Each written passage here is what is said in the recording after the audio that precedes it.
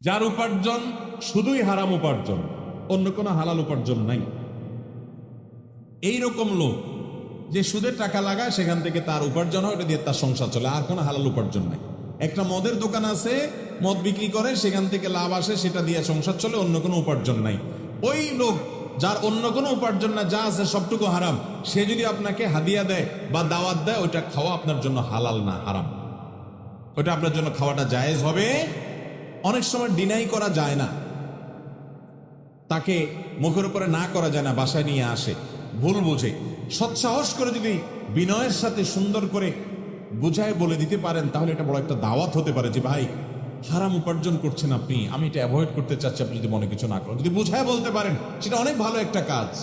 যদি না পারেন তাহলে অন্তত নিজে সেটা ভোগ করবেন না, অন্য কোনো গরিব মানুষকে দিয়ে দিবেন, তারটা তাকে ফেরত দিতে না পারলে কিন্তু নিজে নিজের পরিবার লোকদেরকে খাওয়াবেন না। কারণ হারাম যে উপার্জন করেছে তার হালাল কোনো উপার্জন নাই, শুধু হারামটাই আছে, ওইটা আপনাকে খাওয়াইলে আপনার জন্য খাওয়া জায়েজ হবে